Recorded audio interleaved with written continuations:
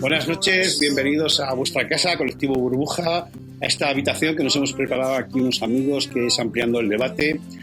Hoy, después de la pausa veraniega, en mi caso bastante larga, bastante prolongada en el tiempo, vamos a retomarlo con un tema francamente interesante.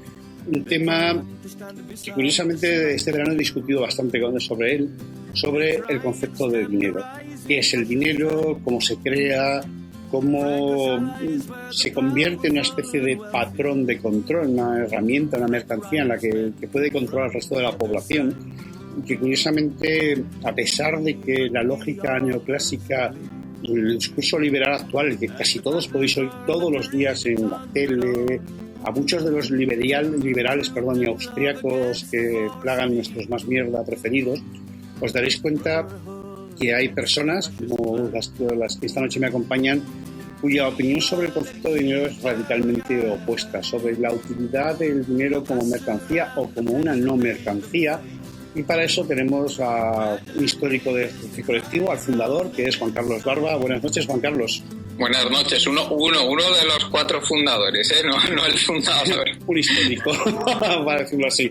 Muchas gracias por asistir a este otro programa. También tenemos a nuestro economista de cabecera en Ampliando el Debate, a Jordi Llanos. Buenas noches, Jordi. Hola, buenas noches a todos. Y hoy tenemos como novedad a Jesús Manuel Utrilla Trinidad, que aunque él pide que le llamemos Jesús Manuel, pero bueno, a mí me sale de Jesús, le voy a llamar Jesús. Buenas noches, Jesús, un placer tenerte aquí. El placer es mío, Jesús. Bueno, Jesús es economista y es el representante de Dinero Positivo, la versión española de la famosa web Positive Money, que ha suscitado este debate en Inglaterra, en el Reino Unido, sobre si el dinero ha de ser controlado por el Estado, tenemos que crear nuestro propio dinero, o el dinero es una mercancía que otros pueden manipular y generar de forma completamente independiente al resto de la sociedad. Jesús, explícanos vuestro punto de vista de la asociación que tú representas en España sobre el concepto de dinero positivo, lo que también llamamos aquí muchas veces dinero soberano.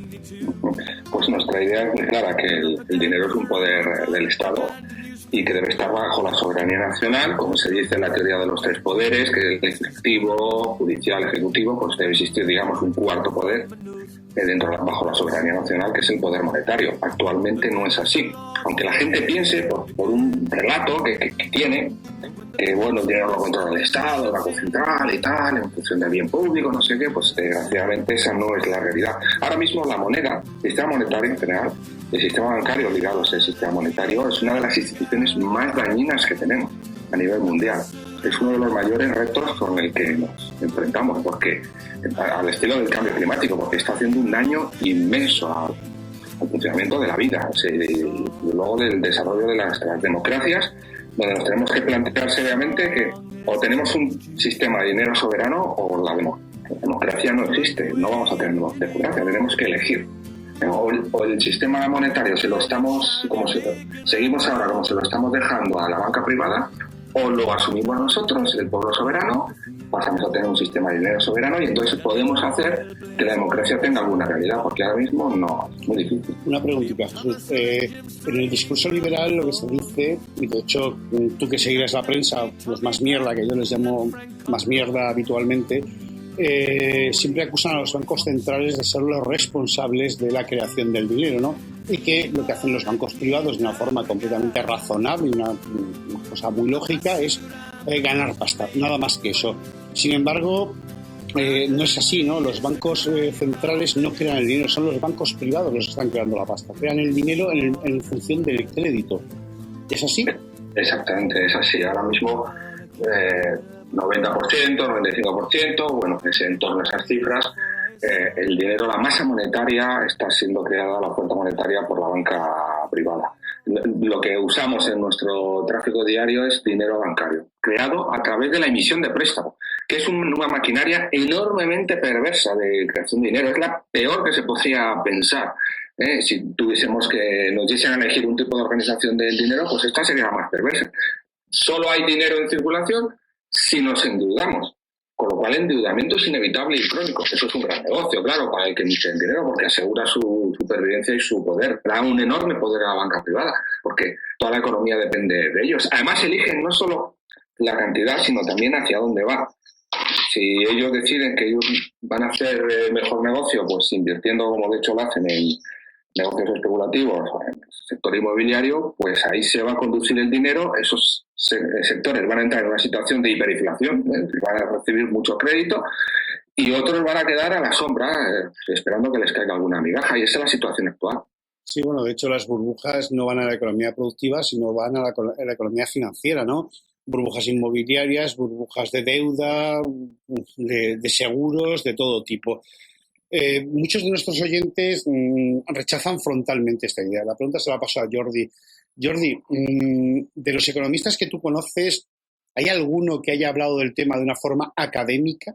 Porque yo te digo, este verano ha sido un verano intenso en discusiones sobre el tema, y algunos me pedían textos académicos, textos de economistas de reputado prestigio que explicasen cómo funciona el sistema.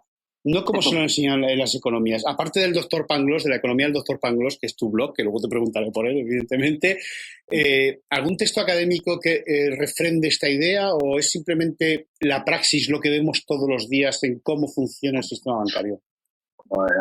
Hay muchos textos, lo que pasa que no son evidentemente de economistas neoclásicos, porque precisamente la economía neoclásica, la síntesis neoclásica keynesiana, lo que hace es ignorar el dinero. Eso viene de la concepción mecanicista donde nace, que es el equilibrio walrasiano, en el cual la información perfecta significa, entre otras cosas, que como todos conocemos el valor de todo y podemos intercambiar los bienes, el dinero es completamente superfluo, es decir, no hace falta. Si nosotros conocemos lo que necesita todo el mundo y tal, podemos intercambiar o hacer intercambios y hacer un enorme sistema de trueque, es lo que Graeber llama pues enorme sistema. Es el misticismo del trueque, que es el que está imbuido en la economía neoclásica. Claro, si me estás hablando de Krugman, el defensor del Lehman Funds, o de otro tipo de economistas neoclásicos, no. A ver, evidentemente que hay economistas que han hablado y textos muy, muy prestigiosos, desde King hasta Mitchell, hasta, bueno, pues muchos economistas que hablan de la teoría moderna monetaria y que explican cómo funciona realmente el dinero. Yo soy más de las explicaciones de Steve King, pero existen otros economistas. The Banking Economics es un libro pues, que donde se explica muy bien, y hay muchísimos papers donde están explicados esos temas. Aquí el principio de autoridad de los neoclásicos actúa, ¿no? El peer review, ellos se revisan a sí mismos y todo queda en petit comité. Lo que pasa es que cuando uno lo analiza, por ejemplo, con el sistema que hace la teoría monetaria moderna a través de la partida doble, yo tengo donde se explica esto, un post y tal, bueno, pues se ve claramente cómo se produce. Y además no solo eso, sino que hay textos incluso por ejemplo, del Banco de Inglaterra, que fue muy famoso. Hay un paper del Banco de Inglaterra donde se explica perfectamente cómo se produce el proceso de creación de dinero. La resistencia, evidentemente, como decía Félix Sodi, pues la creación de dinero ha estado envuelta tiene abogados y ha sido encubierta porque también, como decía Henry Ford, si la gente realmente supiera cómo se crea el dinero, al día siguiente habría una revolución, porque claro, si nosotros pensamos, lo hacemos y que a nosotros nos cuesta un esfuerzo, algo que alguien puede crear, como decía Sodi en aquellos tiempos, los años 20, con una pluma escribiéndolo en un papel, o ahora, más modernamente, tecleándolo en un ordenador sin ningún tipo de coste, pues la gente se escandalizaría. Por lo tanto, los abogados que han permitido pues esconder, oscurecer ese tipo de cuestiones han tenido lo que se ha fomentado precisamente es el desconocimiento de ese proceso de creación de dinero. El proceso de creación de dinero se ha privatizado, es decir, es un proceso que sobre todo en los últimos 50 años, sobre todo en el último cuarto de siglo, se ha privatizado de una manera espectacular, desregulando, pues es lo que ha creado lo que hemos venido a llamar la economía financiera. Pero esto no viene de ahora. Es decir, cuando yo me estoy refiriendo por ejemplo, a Frederick Soddy, él denunciaba esto antes y evidentemente fue tratado como un loco, como una persona que no sabía de economía. El problema era que Frederick Soddy pues era una persona que no era economista, evidentemente. Él era químico, pero era una persona muy inteligente, con una gran capacidad, que no le impresionaba en absoluto pues los alardes matemáticos, porque él era químico y además no un químico cualquiera, sino un químico que recibió un premio Nobel de verdad, no de estos del Banco de Suecia, porque era pues una persona extraordinariamente brillante. Y cuando se puso a analizar en la economía, pues claro, descubrió rápidamente el pastel, que allí aquello no funcionaba. Soddy también adelantó todo lo que sería las bases de la economía ecológica, que como sabes es otra de las cuestiones que yo suelo tratar en mi blog, y en definitiva lo que cuando te dicen es que no hay ninguna autoridad, claro, ¿qué entienden por autoridad? Ahora realmente muchos economistas muy prestigiosos, lo que pasa es que fuera de la corriente principal del mainstream hablan, y existen muchísimos libros al respecto y una gran bibliografía, claro, pero si te dicen es que estos no son los economistas de prestigio, ¿no? No es Summers, o no es Krugman, o no es pues Mankiw, el famoso Mankiw, pues entonces no lo aceptamos. Simplemente, pues bueno, pues es difícil, ¿no? luchar contra eso. Pero si uno intenta hacer el esfuerzo de entender el proceso de creación de dinero, ya te digo, el propio Banco de Inglaterra en el 2014 hizo un paper, un documento donde explicaba a través de la partida doble cómo se crea el dinero y cómo no es necesario tener dinero para prestarlo. Esto es aquello que supone una barrera mental casi insalvable para la mayoría, porque la mayoría dice, bueno, si tú me prestas dinero es porque alguien te lo ha prestado a ti. Bueno, pues el hacer ese esfuerzo y mirar cómo funciona el sistema a través del proceso contable, rápidamente quedará convencido, porque es que las teorías contrarias, es decir, el Donald Fons y tal, son teorías ampliamente desacreditadas y además que no explican la realidad. El problema es que es como el multiplicador bancario. ¿Cuál es el problema del multiplicador bancario? Bueno, si fuera una simplificación, pero que se acercara o explicara la realidad, un modelo simple está muy bien. Pero si no explica la realidad, no nos sirve para nada. El proceso de explicar que el dinero que uno tiene es porque se lo debe a otro, y el dinero no lo crean los bancos, sino los bancos no lo crean los bancos privados, sino todo es el dinero del Banco Central, nada tiene que ver con la realidad. Y me remito pues eso, a la autoridad, que a lo mejor a la persona con la que discutes, que es la del Banco de Inglaterra, que él mismo, y no solo el Banco de Inglaterra, sino anteriormente hay citas de muchos banqueros centrales y papers que han circulado, digamos, entre expertos, donde se explica perfectamente cómo el proceso de creación de dinero no es comandado por los bancos centrales, sino que los bancos centrales son meros seguidores, y supongo que podemos hablar luego de eso, como lo que hace el Banco Central es seguidismo, porque como tiene encomendada la estabilidad financiera, la creación de reservas o base monetaria no es lo que genera la creación de dinero, sino al revés, es la creación de dinero o masa monetaria la que genera la creación de la base monetaria o high power money, que es como se llama al dinero o reservas del Banco Central.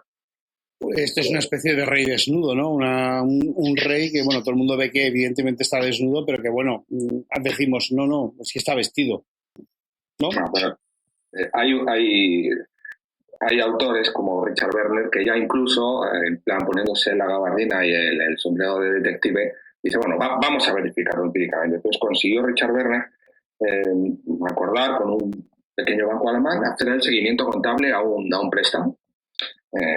Y para ver qué pasaba, a ver si efectivamente cuando le diesen el préstamo a él, porque se lo iban a dar a él, a Richard Werner, a ver si efectivamente el dinero de dónde salía, dónde sacaba el dinero el banco en todo este tema. Entonces, que no salía de ninguna cuenta de otro señor, hombre, no, simplemente el banco hacía un apunte contable en donde creaba un depósito para el señor Richard Werner, anotándole la cifra correspondiente. Eso por el lado del haber y por el lado del debe. Se reconocía el derecho de cobro que Richard Werner tendría que atender cuando se cumpliese el plazo convenido. Y ese dinero salía de la propia dinámica del apunte, no salía de otro lado, era creación genuina de dinero. Y así es como está creado el dinero actualmente. Pero en cantidades masivas, además, diariamente. Me resulta curioso porque esa persona con la que discutía, que bueno, le voy a dedicar el programa a él, es director de una oficina bancaria aquí en Andalucía, y una de las cosas que me preguntaba es la parte del contable, ¿no? Del debe y el haber, ¿no? El respaldo bancario. Es algo que me resultaba muy curioso, porque claro, yo no soy economista, yo me dedico a otras cosas, a las letras. Y le sonaba como una marcianada total, o sea, su cara de estupor. Entonces, el papel del paper de Richard Werner, ¿me podrías decir el nombre? ¿Te lo sabes? ¿O lo ponemos? Te puedo dar la referencia, no la recuerdo, sé que en Dinero Positivo hicimos alguna reseña que le hice yo mismo, hice un resumen y lo colgué y ahí está el enlace. Ahí mismo lo podrás encontrar, pero de otra forma lo busco y te lo puedo enviar. Sí. También tenemos, hace poco hemos comentado algo que seguro que a nuestra audiencia le encantará saber. Tradujimos un párrafo de un manual que creó el Banco de Alemania hace unos años, no muchos, para los institutos de enseñanza secundaria, donde explicaba perfectamente la creación de dinero mediante apunte contable. Entonces llegaba a decir algo que, vamos, puede parecer un escándalo, pero es que es cierto, es que con esta técnica un banco en realidad puede comprar lo que quiera. Porque simplemente si yo soy banco y quiero comprar un avión, pues no tengo más que crear dinero y ponérselo en una cuenta corriente que yo creo en mi propia contabilidad a favor de la empresa a la que le compro el avión. Y es que eso se utiliza y se hace así. Y explicamos en dineropositivo.es, explicamos cómo se hace y cuál es la lógica de esa manera. Incluso a Barclays Bank se le pilló en un descuido, que se le descubrió que para completar los requisitos que le exigen los insuficientes requisitos de Basilea en términos de recursos propios y tal, creó un crédito para un fondo de inversión de Arabia Saudí para que emplease ese mismo dinero creado por Barclays Bank para comprar acciones de Barclays Bank y de esa forma cumplir los requisitos de Basilea 3. Sí. Exactamente. Eso es bastante habitual, conceder un préstamo a alguien para que compre acciones o una parte de la empresa. Eso entre los bancos es bastante habitual. Es muy es una cosa muy simpática, entre comillas. Si esto se destapase, si la gente lo supiese abiertamente, pues es que sería escandaloso. Pero ¿cómo que estos señores crean dinero y pueden manejar? Si es que manejan la vida de los demás, si es que es cierto. Pero la narrativa liberal no es así, son los bancos centrales los responsables de todo, ¿no? Aquellos bancos controlados por el gobierno público. Sí, son los responsables de todo y el sector financiero no tiene responsabilidad de nada, efectivamente. Bueno, para que recordemos un poquito lo que estamos viviendo ahora mismo, según el último informe de McKinsey, que suelen seguir bastante este tema, eso es un instituto de estudios económicos. Entonces, ahora mismo tenemos casi 300 billones europeos, trillones anglosajones de dólares de activos financieros circulando por el mundo sin contar derivados. El aumento, pues desde el año 2005 es aproximadamente del 70%. Tuvieron un máximo en el 2007, justo antes del crash, bajaron a 222, llegaron a 242 en el 2007, bajaron a 222 en el 8 y ahora otra vez están subiendo pues con mucha fuerza, llegando, como he comentado, a casi 300 billones. O sea, todos estos activos financieros, que son formas más o menos líquidas de dinero, que se están moviendo por ahí, son los que van creando esas burbujas de activos, esas burbujas de inversión que se van formando por unos sitios y por otros y que pasan por los países arrasándolos, como nos pasó a nosotros muy tristemente con nuestra burbuja inmobiliaria, que no fue sino una expresión de esta burbuja crediticia, de todo este sector financiero desbocado arrasando países enteros y llevando a millones de personas pues a una situación en la que no se deberían haber visto, ¿no? Es lo que dicen los liberales, buscando rentabilidad, ¿no? Ya que el entorno productivo, que es la manufactura, no da rendimientos, pues al financiero, a la especulación pura y dura. Pues el caso es que todo esto ha desembocado en un porcentaje del PIB que cada vez corresponde más y más al sector financiero. En los Estados Unidos, partiendo de unos niveles por ahí por la Segunda Guerra Mundial, que fueron los mínimos de los últimos 100 años en el entorno del 2%, pues ahora están por encima del 8% del PIB para el sector financiero. Esto es algo que se está repitiendo a lo largo y ancho de todo el mundo. Al final, el sector financiero se ha convertido en un captador de rentas. Todo esto le ha convertido en un inmenso parásito de la economía real, de la economía productiva, de la gente que trabaja. O sea, se aprovechan de la gente y se dedican a cambio de nada de crear muchísimos problemas a quitarle las rentas a la gente que trabaja. ¿Qué otros problemas causa además toda esta financiarización, toda esta creación desbocada de dinero? Pues bueno, aparte de eso, está creando unos problemas de desigualdad impresionantes, porque claro, los que tienen acceso a todos estos instrumentos financieros sofisticados tienen unas posibilidades de ganar dinero, de tener rentabilidad. Algunos se arruinan también, pero bueno, como promedio, las posibilidades que tienen de acceder a formas de ganar mucho dinero son mucho mayores que la persona a pie que va a trabajar todos los días o que tiene un pequeño negocio. Eso por una parte. Luego también tenemos el que está contribuyendo también y mucho a que haya un estancamiento de la economía y una estabilización, o incluso disminución de los salarios reales, como estamos viendo aquí en España. Y también hay muchas sospechas de que finalmente la hipótesis de inestabilidad financiera de Minsky pues se puede convertir en realidad y generar un fenómeno incontrolable de deuda-deflación. Ya veremos si eso llega en su momento, el mítico momento Minsky, que muchos creían que había llegado en 2007-2008, ya veremos si acaba llegando por culpa de esta gente. Están totalmente desbocados. Encima tienen una influencia política impresionante.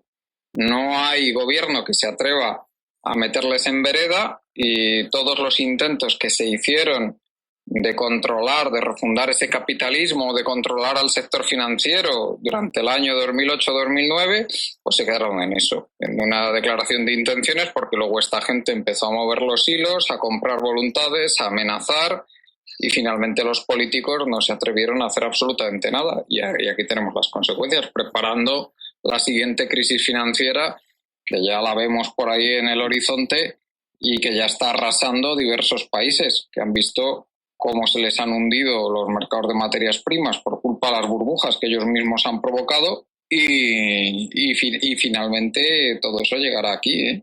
Lo que he dicho al final es muy importante porque hay que interpretar el dinero también como una fuente de poder. Pensamos en el poder pues como, no sé, quien tiene las armas tiene el poder, quien maneja las leyes tiene el poder, no, es que también quien maneja el dinero obviamente tiene un enorme poder.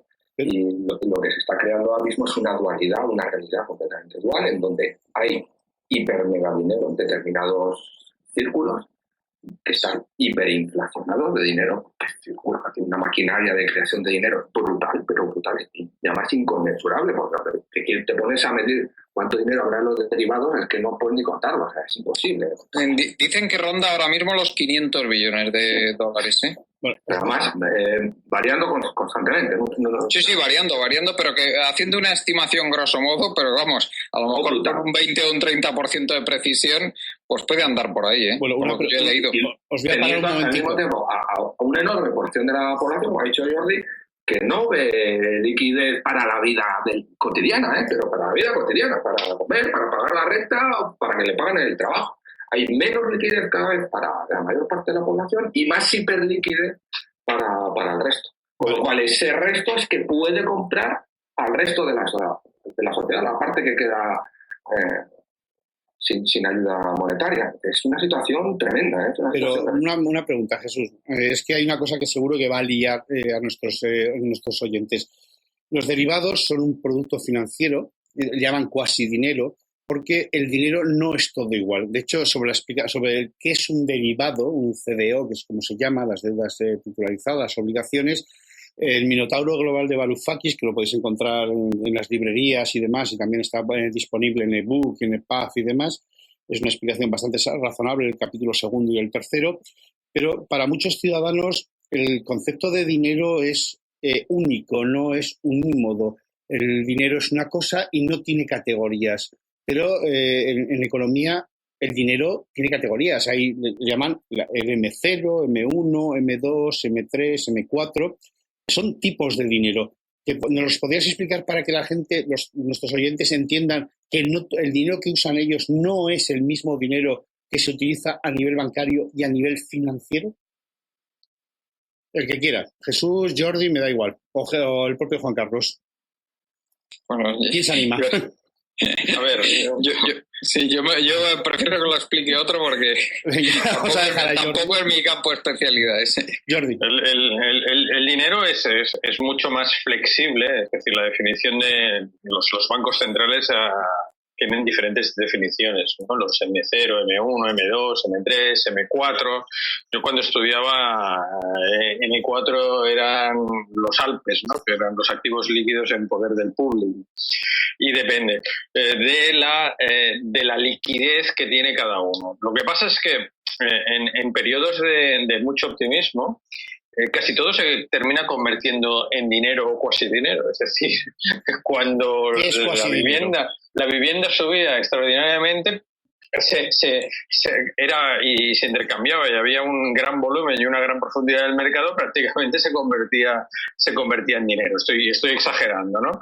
Pero realmente a mí sí que me gustaría hacer una distinción, lo que es la base monetaria de lo que es la masa monetaria. Es decir, el Banco Central lo que crea son reservas del Banco Central o dinero del Banco Central. Ese dinero lo podríamos llamar como dinero soberano. Y es el dinero que los bancos liquidan sus posiciones entre ellos. Es decir, y el secreto de la cuestión es la pirámide que se genera. Es decir, los bancos hacen operaciones y liquidan por el neto. Como esas operaciones se compensan entre sí, la necesidad abajo, digamos, en el Banco Central, donde liquidan sus posiciones por su neto, es una cantidad muy inferior al total que se está moviendo arriba de la pirámide invertida. Y eso les permite crear dinero, porque al final lo que van a necesitar para saldar las operaciones, si todos lo hacen al mismo tiempo, como muy bien decía Keynes y explicó en su teoría general, si todos al mismo tiempo empiezan a crear dinero y empiezan a darse préstamos a uno y otro, lo que van a tener que liquidar al final, es decir, las operaciones se van a saldar entre ellas, uno le va a prestar, un cliente va a pagar al otro, va a pagar, y al final lo que van a necesitar abajo, las reservas que van a necesitar abajo, van a ser muy pocas. Y esas reservas, ellas los compran, se las adquieren al Banco Central a cambio de activos. Normalmente los activos que se suelen utilizar son deuda pública del país que los bonos americanos para los bancos americanos, los gilts en Inglaterra, los bonos españoles cuando había la peseta en nuestro país, pero el Banco Central lo que tiene que hacer es sobre todo dar estabilidad al sistema. Y el problema aquí es entender que el Banco Central está obligado siempre a crear las reservas necesarias para evitar que el sistema de pagos, que es por donde circula, digamos, el dinero, no colapse. Porque si de alguna manera el sistema colapsa, va a colapsar toda la economía. En principio, el sistema financiero sirve para dar liquidez a los activos, digamos, más ilíquidos. Es decir, sirve para que la circulación de esos activos sea más fácil. El sistema financiero lo facilita. Lo que pasa que, como ha explicado Juan Carlos, al final ha crecido de tal manera, es como un edificio que sobre los mismos cimientos ha ido creciendo cada vez más pisos y con materiales de peor calidad, ¿no? Has hablado de los CDO, los CDS, etcétera. Son productos derivados que son, en este caso es lo que se llama dinero en la sombra o banca en la sombra, shadow banking, que ha servido a los bancos para sacar fuera de sus balances gran parte de esos préstamos, realizarlos y incluso no tener ni siquiera que necesitar esas reservas de las que estaba hablando.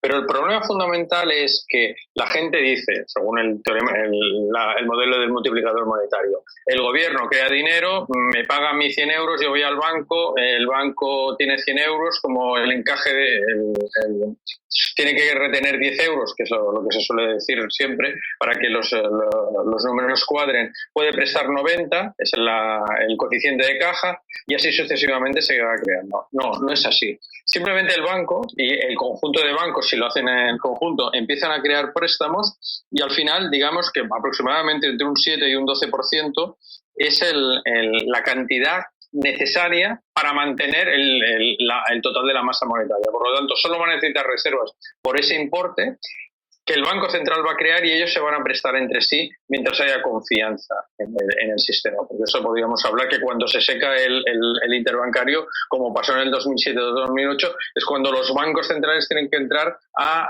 intercambiar. Entonces ya intercambian reservas y lo hicieron en el 2007 y el 2008, no solo por activos de alta calidad, sino por cualquier activo. El TARP famoso de Estados Unidos, por comprar cualquier mierda que le dieran los bancos y darles reservas. ¿Por qué? Porque el Banco Central no es el que lleva la manija ni lleva el timón de la cuestión, sino que tiene que actuar en reacción. No puede dejar que caiga el sistema. Por lo tanto, los bancos prestan sin control y el Banco Central no tiene más remedio que seguirles y crear las reservas. Es decir, alguno lo ha expresado de la manera, dice, lo que hacen los banqueros centrales es suministrar cualquier volumen de reservas necesario para mantener sus objetivos de tipo de interés a corto plazo. Y por eso, y esos tipos de interés lo tienen que mantener sea como sea para mantener la estabilidad monetaria. Aquí lo importante tener en cuenta es que el dinero del Banco Central crea las reservas, o sea, lo que mueve lo que realmente es importante son los bancos, a medida sobre todo que se ha desregularizado la creación o regularizado en favor de los bancos la creación de dinero privado, crean el dinero y después tienen que buscar las reservas que nada tienen que ver con el coeficiente de caja. Y me gustaría explicar, porque el coeficiente de caja es como, digamos, una reliquia que nada tiene que ver con cómo funciona actualmente el sistema bancario. Los bancos, los coeficientes de caja son ridículos. En la eurozona es el 1%. En Inglaterra no existe coeficiente de caja, por ejemplo. No existe ningún coeficiente de caja. Por lo tanto, la teoría del multiplicador bancario no tendría ningún sentido en Inglaterra, porque no existe coeficiente de caja. En Estados Unidos hay un coeficiente de caja para familias y empresas, pero solo es temporal. El coeficiente de caja es una rémora del pasado que nada tiene que ver con el funcionamiento actual del sistema.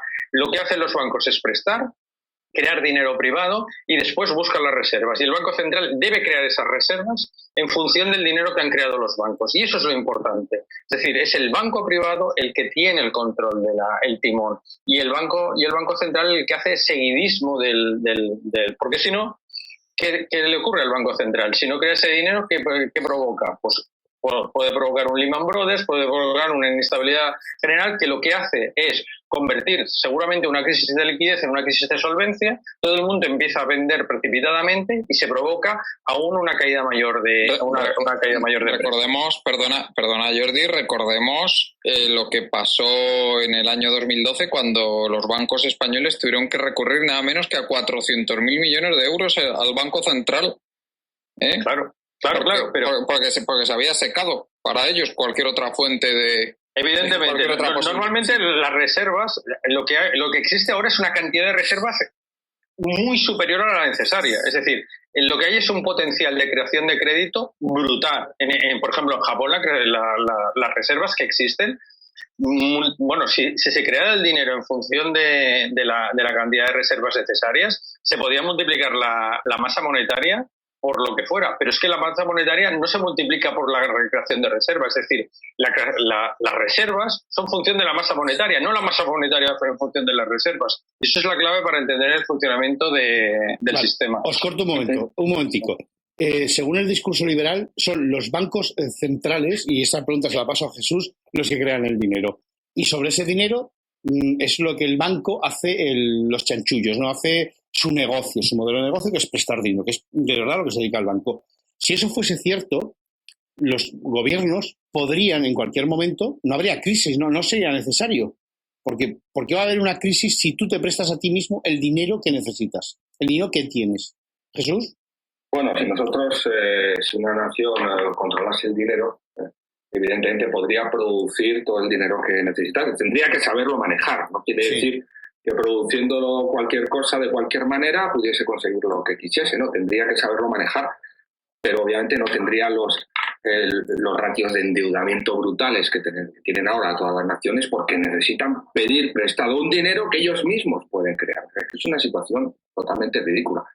Lo que dice Jordi ha explicado muy bien el funcionamiento del sistema monetario, efectivamente, donde es el Banco Central el que depende a la hora de crear reservas de las decisiones y de la dinámica de los bancos privados. Esa dualidad en donde existe las reservas que son como cuentas corrientes que tienen los bancos privados en el Banco Central, que es donde se hacen las compensaciones de todas las operaciones que hacia afuera, en la economía que vemos, hacen los bancos en realidad. Esta forma de funcionar es lo que lleva a que todos los bancos suelen incrementar el crédito al unísono y luego lo rebajen también al unísono, generando esas burbujas inflacionarias en determinados sectores y luego esas deflaciones que sacan el dinero de circulación y hacen que todas las empresas que se han endeudado, porque no queda otro remedio, para entrar a las burbujas, después se queden sin liquidez para afrontar esas mismas deudas que el propio sistema bancario ha quebrado. El propio sistema bancario crea la burbuja y luego la revienta llevando a todo el mundo a la quiebra. Además, esta forma dual de funcionar el sistema bancario fomenta algo muy peligroso que además se está haciendo en España y en Inglaterra también, que es el intentar fomentar el que los bancos privados sean cuanto más grande mejor, que en realidad es lo peor que nos puede ocurrir, porque cuanto más grande sea un banco, menos necesidad va a tener de depender de las reservas y del Banco Central, porque al final todas las operaciones son internas suyas. Todas las compras que se hacen si hubiese un solo banco privado que se comiese a todos los demás, al final todos tendríamos cuenta corriente en ese banco y el propio banco simplemente traspasaría el dinero de unas cuentas a las otras, no necesitaría el Banco Central absolutamente para nada. La reducción del número de bancos, igual que el incremento masivo, como dice Jordi, de sus reservas en el Banco Central, lo que les da es una libertad enorme, gigantesca, para poder crear el crédito que quieran y dárselo a quien quieran. Si nosotros tuviésemos un sistema de dinero soberano, tendríamos nosotros la responsabilidad de gestionarlo bien, por supuesto, pero no necesitaríamos, por ejemplo, de los ratios brutales de endeudamiento para financiar la educación de la sociedad, por ejemplo, porque podríamos tirar del propio dinero que nosotros creamos, que hay que saberlo manejar, no se podría manejar de cualquier manera. O sea, es el mito del too big to fail, ¿no? El demasiado grande como para caer. Lo que llaman los riesgos sistémicos. Ahora mismo está funcionando así. Ahora mismo, como el sistema bancario, de él depende todo, hay que salvarlo como sea, y entonces el Banco Central, como dice Jordi, efectivamente es un títere, es un siervo que va haciendo lo que haya que hacer para salvar el gran montaje, incluso ahora diciendo que las reformas revolucionarias son de favorecer la concentración bancaria. Eso va mucho más a favor a que los bancos privados sean cada vez más independientes del Banco Central y dirijan la economía desde sus propias tripas, ¿no? Pero al final, Jesús, de lo que estamos hablando, Jesús Manuel, estamos hablando no de dinero, de creación de dinero, estamos hablando de democracia, ¿no? De quién tiene el poder real, porque evidentemente alguien que controla la economía, la creación de dinero, si hay crédito o no hay crédito, si se puede invertir en actividad productiva o en simplemente especulación, en lo que llaman financiación, financiero, es una cuestión de democracia, ¿no? El dios mercado por encima. Chus, un liberal lo que te diría es que lo que quieres hacer es ahí un macroestado que nos controle a todos y que nadie tenga libertad, ¿no? Lo que dicen los liberales de mí, prefiero no repetirlo. El problema es que al final al final los que deciden son muy pocos, es decir, y cuantos menos barcos, y como bien han dicho Jesús Manuel, claro, evidentemente, cuantos menos barcos, menos reservas y menos aún dependen del Banco Central.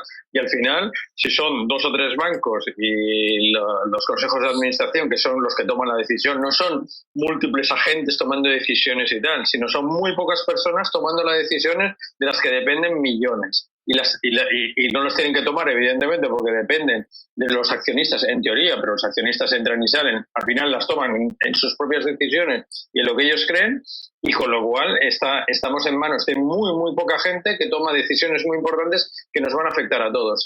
Y por añadidura, esos bancos pueden hacer un poco lo que quieran porque ellos tienen el lado bueno, digamos el upside, ¿no? El lado bueno de la cuestión, pero cuando vienen los problemas, entonces hay que recurrir a Papa Estado, porque al final hay una garantía del Estado, una garantía de los depósitos, pero al final no es que sea una garantía de los depósitos, sino que es una garantía del conjunto del banco, porque lo que hemos visto es que los bancos, al ser tan grandes, pues hay que rescatarlos y gastar el dinero que sea absolutamente necesario.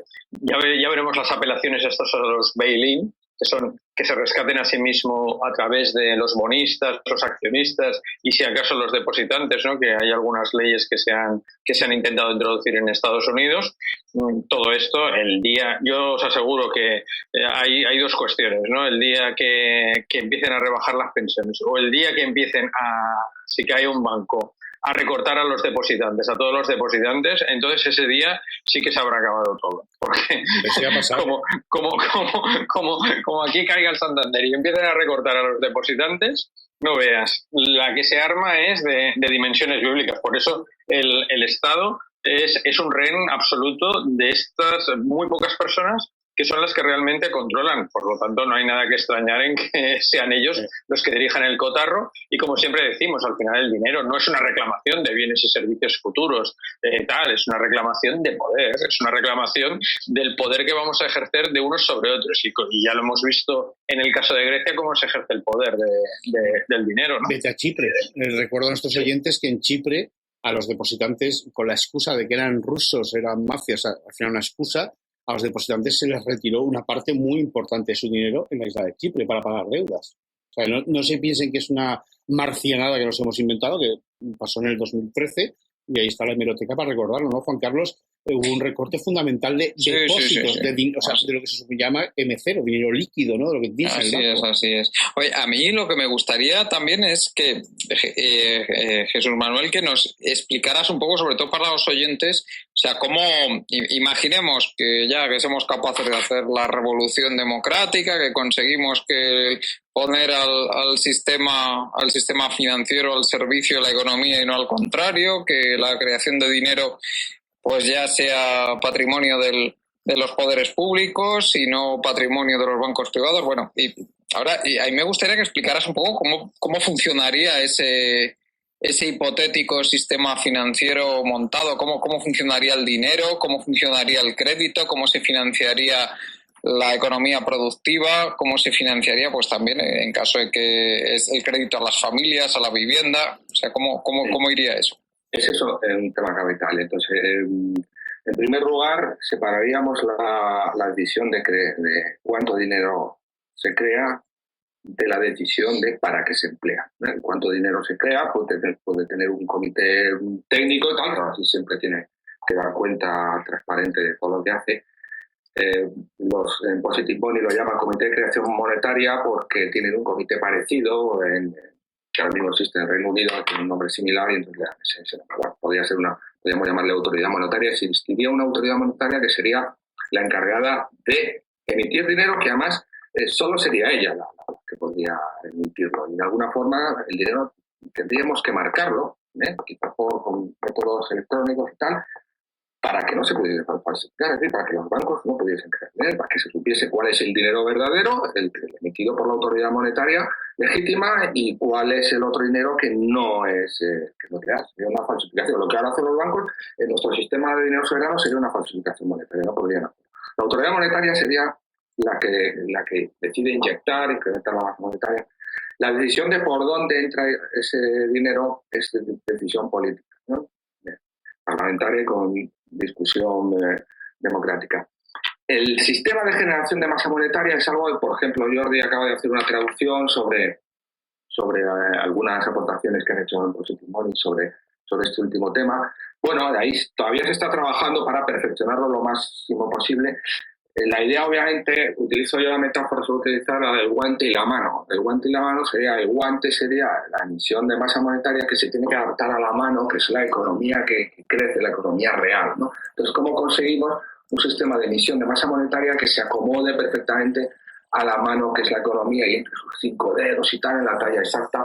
Bueno, el tema es difícil, no es que sea fácil. Hay varias propuestas digamos, se puede, la última propuesta de Positive Money es que haya un híbrido, que es lo que ha traducido Jordi Llanos, marcándole unos criterios indicativos genéricos parecido a como se hace ahora, de inflación un 2%, por ejemplo, pero al mismo tiempo que pueda existir una cierta descentralización, una cierta capacidad de gestores locales, por ejemplo, de banca local, de prestamista local, de ver posibilidades de negocio que pueda financiarse precisamente por la creación de dinero con el permiso de la autoridad monetaria. Entonces, en todo caso, lo importante aquí es saber que todo dinero emitido está contabilizado, tiene un seguimiento, está controlado, no puede crecer y decrecer masivamente la masa monetaria como crece ahora. Y aquí está el tema de cómo adaptar exactamente, cómo llevar la nueva masa monetaria a los sitios en los que hace falta. Y es un tema en el que trabajamos todavía. Pero lo fundamental es, sobre todo, frenar esta absolutamente descontrolada creación de masa monetaria que descoordina enormemente la economía, porque entra por unos sectores y no por otros. Muy importante es que, por supuesto, las actividades especulativas no recibirían creación de dinero, es decir, en realidad acabarían desapareciendo. No habría dinero para la especulación, eso lo tenemos clarísimo. Pero vamos a ver, se supone que seguirían existiendo, bueno, habría dos posibilidades, o bien que la banca fuera pública o bien que fuera privada, pero eso bueno, para mí es secundario, pero que seguiría funcionando el sistema financiero más o menos como está funcionando ahora, es decir, que la gente iría y diría, yo quiero un crédito para comprarme un piso, o quiero un crédito para comprarme esta tienda aquí, no, por ejemplo, o para poner una tienda aquí. Pero ¿cómo detectaría la autoridad monetaria que realmente hay falta de dinero para un determinado sector, que sobra en otro? Porque es lo que yo me pregunto. Por ejemplo, que se esté formando una burbuja inmobiliaria. Es bastante difícil que se forme una burbuja inmobiliaria, incluso en cualquier otro sector. Si el dinero está marcado, controlado, sabemos la masa monetaria que es, y además el dinero no pertenece a la banca privada, sino que el dinero es propiedad de las personas y emitido exclusivamente por el o al contrario, que está habiendo poco crédito para la construcción de vivienda y resulta que la gente tiene... Ese sería un problema.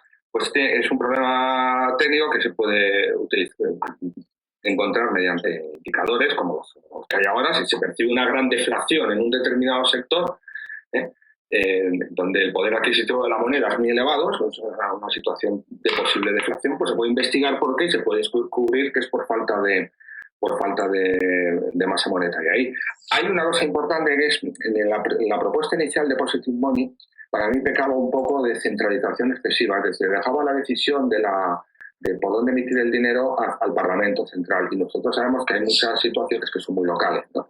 Entonces, ahí la existencia de una banca local, que serían como los ojos de la autoridad monetaria en el punto y en el lugar en donde sería banca local por sectores y por regiones, por geografía y por sectorización. Entonces, sería esa banca local, o un grupo de expertos incluso, empoderados y conocidos, probablemente con un título profesional explícito y transparente, los que detectarían esas situaciones, y esos tendrían el contacto con el Banco Central para decir, oye, que aquí hace falta crédito nuevo. La primera forma de financiar algo es a través del ahorro, con una masa monetaria, con la masa monetaria preexistente. Esperamos que la nueva banca, que será mucho más pequeña que la actual, se dedique a lo que de verdad se tiene que dedicar, que es a lo que no se está dedicando ahora, que es a llevar el ahorro a la inversión, porque ahora no está haciendo eso, ahora no está conduciendo el ahorro hacia las posibilidades de inversión.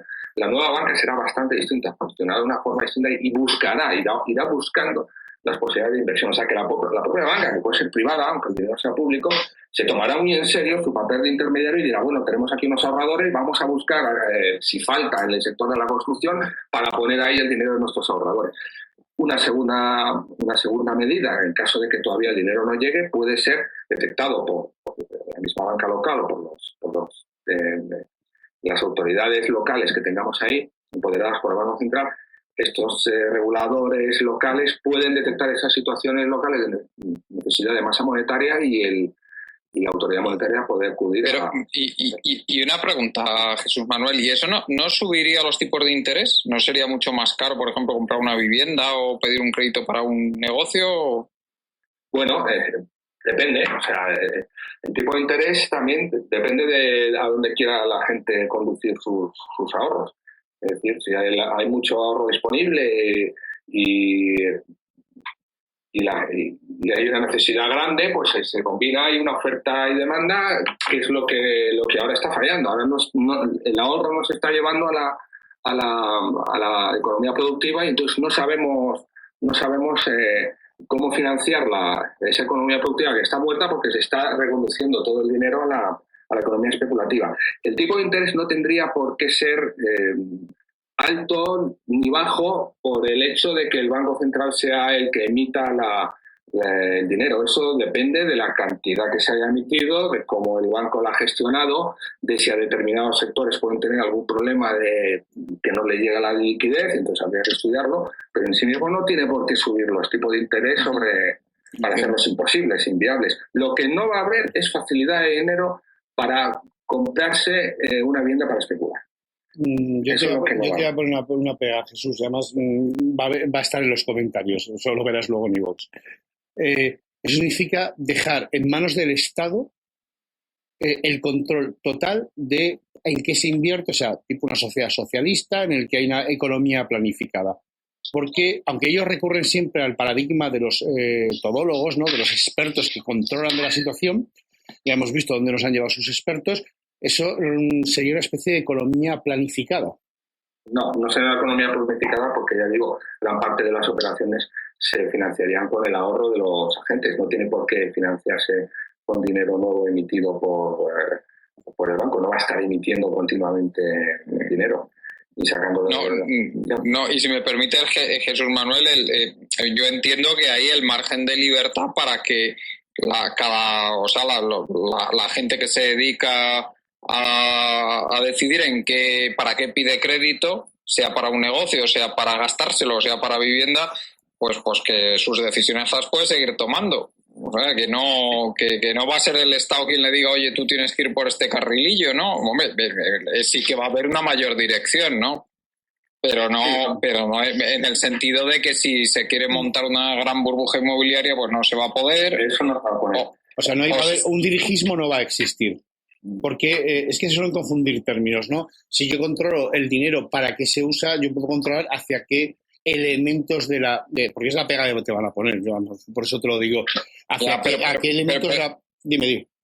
Yo entiendo, Chus, que lo que esta propuesta lo que dice es que imaginemos que la gente ve los sectores donde puede ser más competitiva, la gente que entiende de esto, que son los que han delegado en unos representantes, han sido quienes los han elegido para hacer un estudio de este tema. Pues bueno, pasan un informe y dicen, pues pensamos que hay que hacer un plan estratégico para que la economía española, pues los sectores prioritarios son este y este.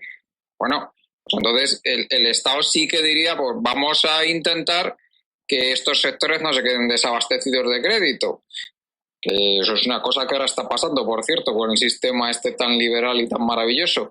Y pero que no va a haber ahí un control fino de decir, pues va exactamente para acá y este otro no. ¿Sabes lo que te digo? Sí, o sea, habrá un mixto de flexibilidad y rigidez para algunas cosas. Habrá rigidez para que no se utilice el dinero para operaciones especulativas. Y en ese sentido va a ser un sistema rígido. No vas a permitir que se monte toda esta fiesta de derivados y de burbujas inmobiliarias y que se hagan aeropuertos simplemente para que recalificar terrenos y formar esas. Vale. Ahora algunos que no sirvan absolutamente para nada. Eso no se va a poder hacer. En ese sentido va a ser rígido. Es decir, no se va a permitir la conversión de dinero nuevo para realizar esas operaciones. Y los ahorradores privados, como se juegan su dinero, si se quieren gastar su dinero en un aeropuerto que no va a servir absolutamente para nada, se arruinarán. Y los bancos que se dediquen a eso se arruinarán. Entonces no lo van a hacer.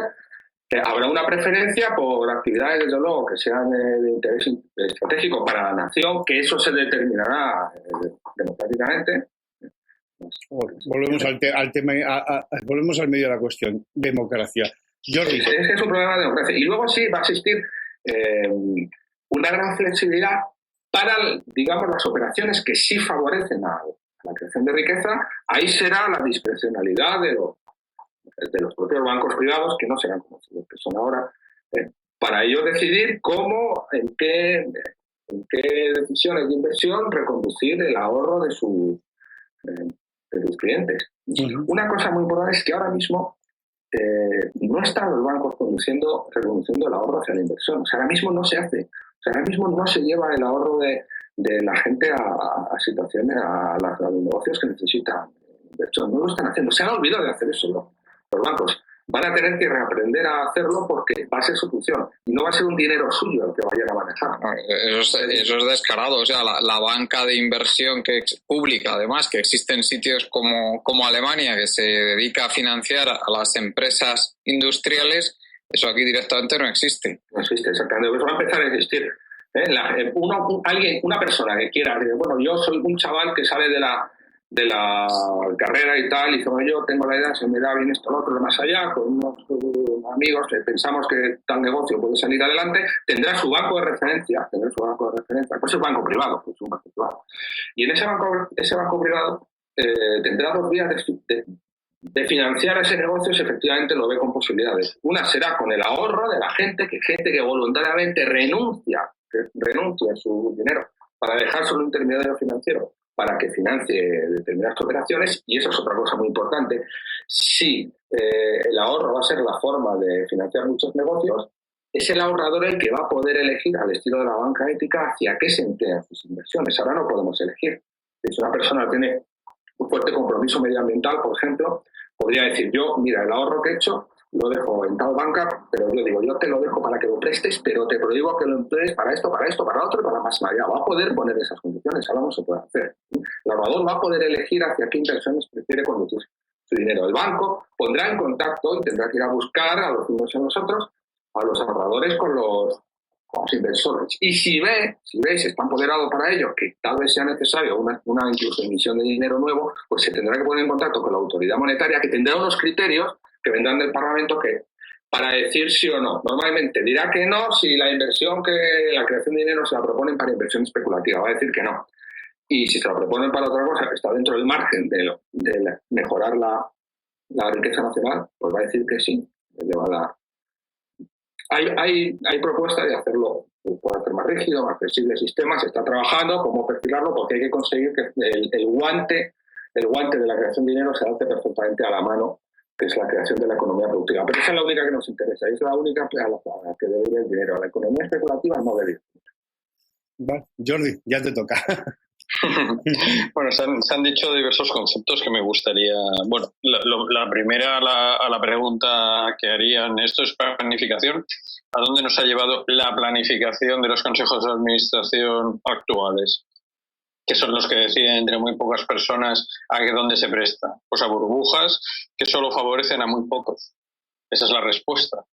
Por otra parte, los mayores crecimientos económicos, ¿sabes? Yo no estoy a favor en absoluto del crecimiento económico y creo que actualmente el crecimiento en la mayor parte de países desarrollados es lo que Germán Daly llamaría crecimiento antieconómico. Pero la mayor parte del crecimiento económico los países europeos y también de los tigres asiáticos se produjo bajo un fuerte sistema de planificación y de guía de crédito, de credit guidance. Y por lo tanto, a los hechos me remito. Japón se desarrolló y Corea se desarrolló bajo un estricto sistema de planificación y de fomentar determinados sectores. Por lo tanto, y en ese instante se produjo los mayores crecimientos económicos que se han producido, muy superiores a los que se han producido después a través de cuando los bancos privados han decidido dónde colocar el dinero. Porque sabemos que eso nos ha llevado sobre todo a una mayor inestabilidad, como muy bien nos explicaba Minsky. Es decir, lo que hemos aumentado es la fragilidad del sistema. La respuesta es: simplemente miremos los datos, dejémonos de planetas que no existen o de mundos paralelos que nosotros no conocemos, sino miremos la realidad. Y la realidad es esa: el credit guidance ha funcionado, y ha funcionado en muchísimos países, en Francia, incluso en España, los planes de desarrollo, etcétera, y en muchos lugares, en Japón, por supuesto, en Taiwán, en Corea. Casi todos los países que han tenido una política de protección de las industrias propias a través de controles monetarios, controles de capitales, etcétera, son los que realmente se han desarrollado y el ejemplo más claro del máximo proteccionismo es Estados Unidos. Estados Unidos era un país extraordinariamente proteccionista, un país que no reconocía las patentes de los demás, que se aprovechaba, etcétera, y bueno, a través de eso. Y esa verdad histórica, el historicismo que domina la economía, no es porque no nos interesa mirar atrás, porque cuando miramos atrás nada encaja con lo que estamos contando. Todo se nos cae. Bueno, lo que ha dicho es, evidentemente, necesitamos credit guidance, y esa manera es una guía de crédito para impedir que vaya a lo que se denomina ahora modernamente el sector FIRE, ¿no? Que es el sector financiero, asegurador, ¿vale? Insurance, y real estate, que es el sector inmobiliario. Esos tres sectores inmobiliarios donde se acostumbran a generar las grandes.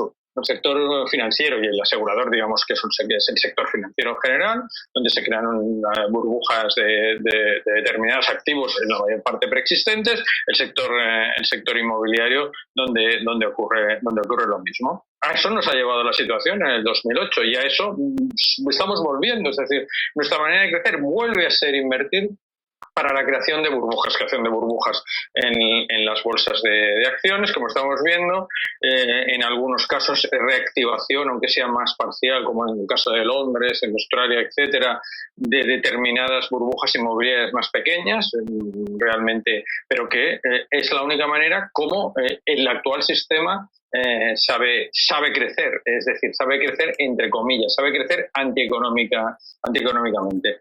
Uno de los libros fundamentales que explica la idea de Positive Money es Modernizing Money, que es un libro que se ve en la web de Positive Money, y está prologado por Herman Daly, que, como sabéis, es un economista ecológico. Bueno, gran parte, yo soy muy partidario del dinero positivo, o del dinero soberano, porque es un dinero que nos permite controlar precisamente, es un dinero que es compatible, la nacionalización del dinero, con una economía que llamaríamos del estado estacionario, una economía que no necesariamente tenga que ser una economía que haya de crecer, que es lo que pues mantenemos los economistas ecológicos, que es al contrario. La economía no debe necesariamente crecer y el dinero positivo, el dinero soberano, nos permitiría una economía de ese tipo, cosa que el actual sistema financiero lo hace absolutamente imposible. Es decir, la acumulación continua de deuda y la creación mediante deuda pues hace que esas propuestas sean incompatibles con una economía que lo que haga sea maximizar el capital y minimizar el flujo, lo contrario que hacemos en estos momentos. El sistema de dinero positivo es un sistema relativamente flexible, es decir, caben muchas oportunidades, las que yo he dicho, y muchas más agresivas, es decir, aquellos que crean que realmente la economía tiene que seguir creciendo, tiene que seguir aumentando su flujo, etcétera. Y lo que hemos hablado, pues bueno, en los años 60, mediante el credit guidance, se produjo grandes crecimientos de la economía. Lo que sí que quiero decir es que en el sistema de dinero positivo, en el sistema de dinero soberano, no hay diferencia entre la masa monetaria y la base monetaria. Y eso es lo fundamental. Todos nosotros tenemos acceso a dinero del Banco Central. Nuestro dinero se guarda en el Banco Central. ¿De acuerdo? Solo cuando nosotros decidimos darlo al banco, por lo tanto es equivalente, aunque no es lo mismo que un sistema de reserva 100%. Simplemente nuestro dinero que vamos a utilizar para las transacciones nunca pasa a ser dinero del banco. A ver, cuando nosotros ahora vamos a un depósito, el dinero no es nuestro, aunque mucha gente se crea que el dinero es suyo. Nosotros hemos firmado un contrato con el banco donde le damos ese dinero y el banco tiene con nosotros un pasivo, un yo te debo, ¿no? Yo te debo algo, que eso es un pasivo, un IOU, que es lo que llaman los ingleses. La gente se cree que tiene dinero en el banco. No, lo que tiene con el banco es un activo, una promesa de pago a la vista, a un determinado dinero. En el sistema de dinero positivo, yo no le doy el dinero al banco, el dinero sí que es mío. Es decir, yo tengo que hacer una acción voluntaria de decir, mira, te voy a prestar tanto dinero a ti como yo se lo presto a un amigo o lo que sea para que tú lo inviertas. Entonces me tienes que decir en qué lo vas a invertir o no me importa o con más riesgo o con menos riesgo. Entonces el banco tiene que crear productos de canalizar esa inversión a través y decirme, mira, te voy a ofrecer tanto, hay tanto riesgo. Y evidentemente a partir de aquí, como el dinero que yo tengo, el dinero que yo no le quiero dar al banco y no quiero prestar, no tiene ningún riesgo porque está en el Banco Central, es dinero soberano, no es nada. Y el otro, el Estado no tiene por qué garantizarme nada. El otro dinero, todo el mundo se arriesga. Aquí lo que está haciendo el Estado a través de las garantías de depósito, el too big to fail, es garantizar el juego económico, el juego del casino que hacen los bancos que dan mucho dinero para ellos crearse los beneficios y trasladarnos a nosotros todos los costes cuando las cosas van mal. Eso con el dinero soberano se acaba, porque todos tenemos acceso al dinero del Banco Central y solo una acción de decir, bueno, pues te lo voy a prestar a cambio de tanto. Yo ya sé, tengo que ser absolutamente consciente que ese dinero lleva riesgo, que el Estado no me va a respaldar y que, bueno, que yo ya sabré lo que hacer. Y si no quiero riesgo, pues bueno, tendré que pagar al banco una comisión de mantenimiento porque me hace unos servicios de pago, me da una tarjeta, etcétera, que sobre Money ha calculado más o menos que Positive Money ha calculado que más o menos pueden ser 7, 8 euros al mes, que son menos depositarios, o que podría haber bancos solo dedicados a eso, a bancos que dan ese tipo de servicios, pero que yo no le estoy cediendo para que invierta en nada mi dinero. Y si yo le cedo mi dinero para que invierta, estoy tomando un riesgo. Por lo tanto, en ese sentido, los liberales sí que estarían de acuerdo, porque es que cada uno individualmente tome sus propios riesgos. Y no sea que yo, como ahora en este momento, la gente se cree que pone el dinero en el banco y que el dinero está ahí. No, tú has cedido el dinero al banco y teóricamente lo haces y no te preocupas de nada de lo que hace el banco, porque teóricamente, papastado, si hay algún problema te va a pagar. Y eso con el dinero soberano se acaba. Hay una cosa importante también, es que nosotros, por ejemplo, a veces hablamos sin ningún problema, que hay que hacer un pacto nacional por la sanidad, que hay que hacer un pacto nacional por la educación. Generalmente, bueno, hay gente que sí, ¿no? Pero no nos echamos las manos a la cabeza, qué horror, no sé qué, no, pensamos que hay que hacerlo. Digamos que bajo un sistema de dinero soberano habría un pacto nacional por el empleo del dinero, es decir, a través de las elecciones, del juego democrático, cómo se pondrían las grandes normas de funcionamiento de hacia dónde queremos que vaya el dinero. El sistema de dinero soberano admite situaciones desde una mayor flexibilidad, dándole más libertad a la banca, que puede seguir siendo privada, para tomar sus propias decisiones, o bien que esté más dirigido desde el Parlamento Central. Eso, bueno, puede ser la propia práctica, puede ser el momento histórico, pero tenemos un margen amplio que puede permitir situaciones de gran flexibilidad. Y yo particularmente soy bastante favorable a buscar una localización lo máximo posible, es decir, que tengamos un grupo de profesionales bien formados para detectar situaciones locales, geográficas y sectoriales de necesidad de emisión de dinero. Pero es que luego, como bien ha dicho Jordi, el ahorrador se vuelve poderoso.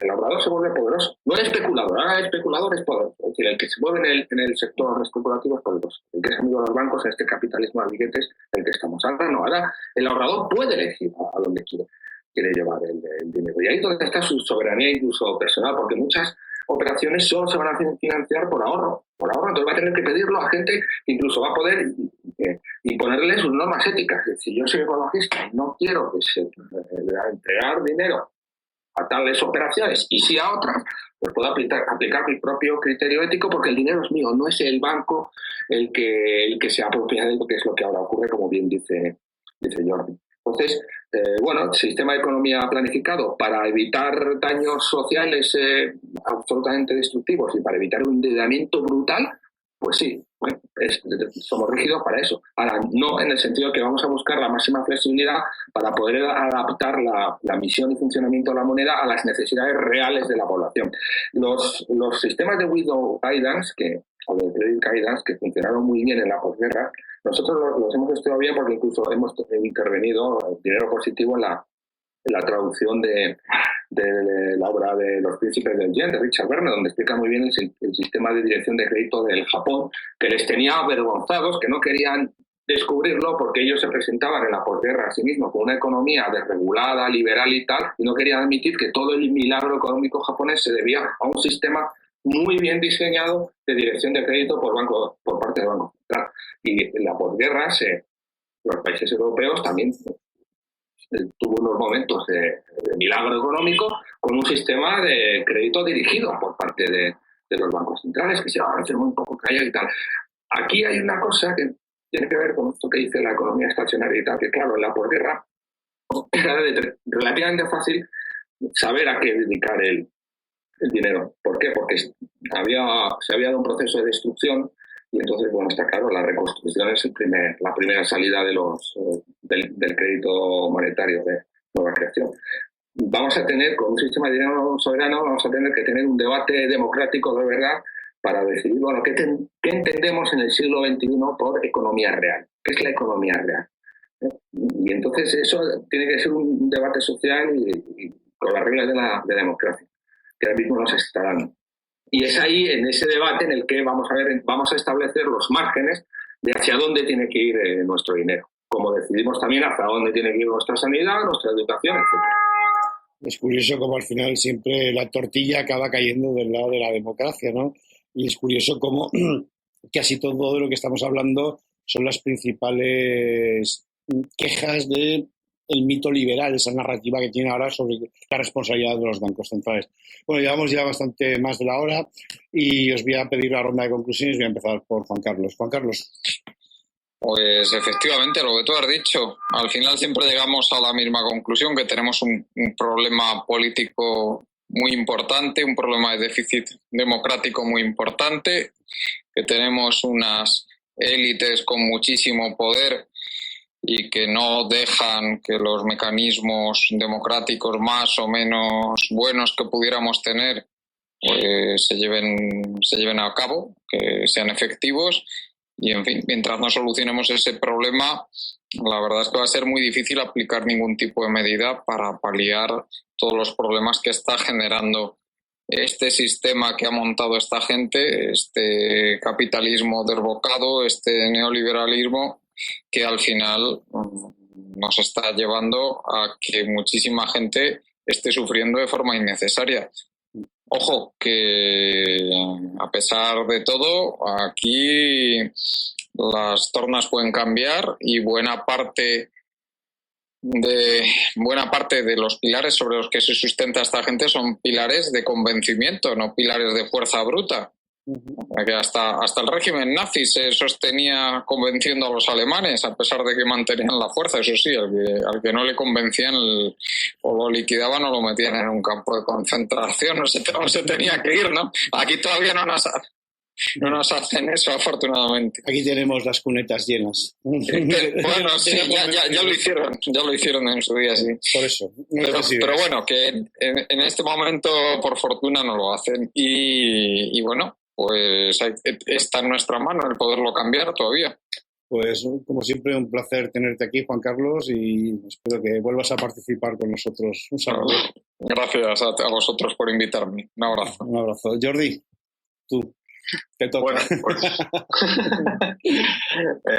ya casi, hemos hablado del dinero soberano una vez más. Espero que poco a poco pues vaya entrando en conocimiento de la gente la realidad de nuestro sistema financiero, cómo funciona, cómo en este momento si alguien tiene un billete en la cartera es porque hay otro que debe pagar intereses sobre ese billete, que tiene una deuda, y que eso no necesariamente tiene que ser así. Es decir, que la creación de dinero mediante deuda no es una obligación, no es una ley natural, no es la ley de la gravedad, de la gravitación universal.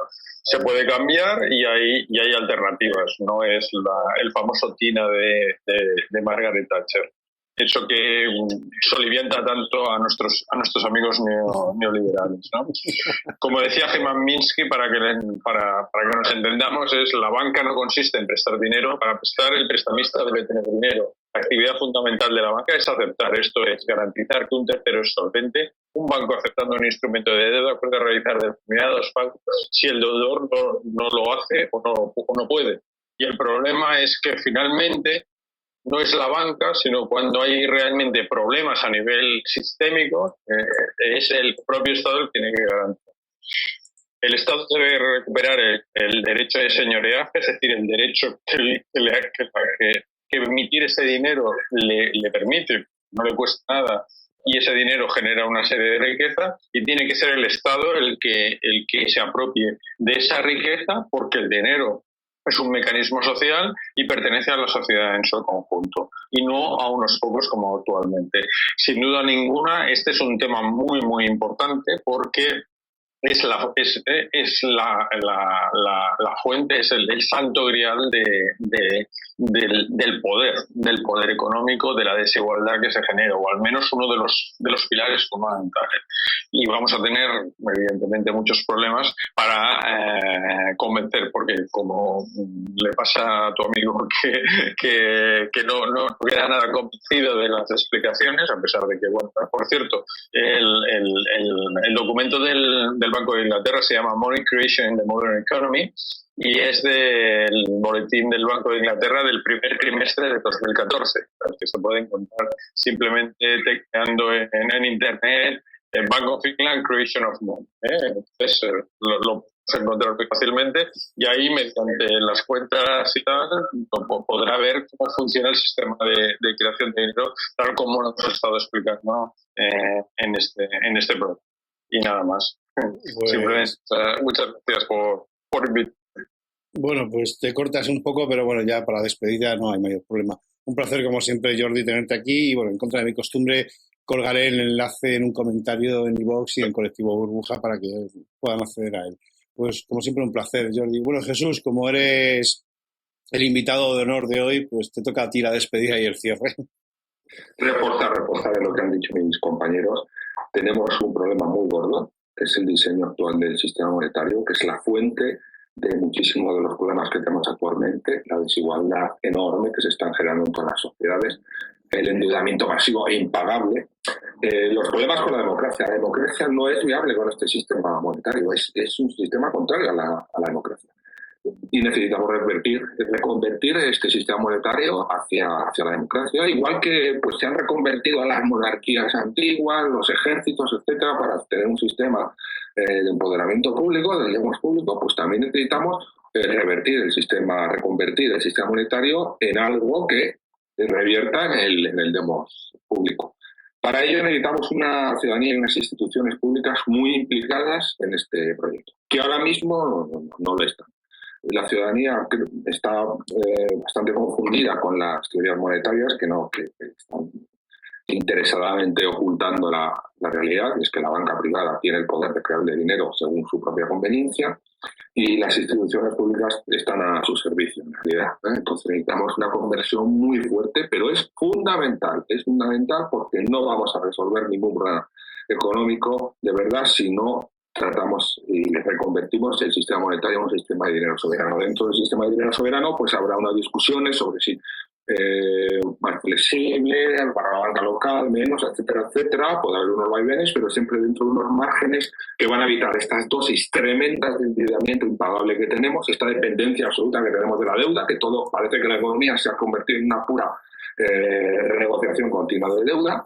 También va a corregir las enormes desigualdades que sufrimos y también va a reconducir el dinero hacia los deseos de producción de las sociedades, a los que ese dinero debe servir, porque para eso es el dinero, para servir a las sociedades que lo crean. Pues bueno, Jesús, como tú es la primera vez, dinos dónde te podemos encontrar, en qué blogs de internet o en qué páginas web. Jesús, ¿me escuchas? Sí, en dineropositivo.es. Ahí es donde tenemos colgado muchísimas cosas, como el artículo muy interesante del Banco de Alemania que para los institutos, donde indicaba cómo el dinero era creado por los bancos para comprar lo que quisiesen, etc. Pueden encontrar allí muchísimas bibliografías, artículos míos, artículos de otros compañeros, ahí es donde me pueden encontrar. Pues un placer tenerte aquí, espero que repitas con nosotros y bueno, recordarle a nuestros oyentes que a Jordi lo pueden encontrar en la economía del Dr. Pangloss, que no se lo he preguntado antes, y a Juan Carlos en colectivoburbuja.org. Daros las gracias por asistir, por venir a este programa, a los oyentes por escucharlo, porque para eso hacemos Ampliando el Debate, para informar, para correr ese velo de estupidez, de malas intenciones que no nos dejan ver que el rey evidentemente está desnudo. Si os gusta lo que hacemos, nuestro trabajo, Colectivo Burbuja sigue teniendo abiertas las inscripciones, os podéis asociar, nos podéis donar, nos podéis ayudar a mantener este canal de comunicación, esta vía de información de aquello que los más mierdas jamás te contarán. Muchas gracias y un placer teneros aquí. Buenas noches. Frank Ryan's men came from the other side. Even the olives were bleeding as the battle for Madrid.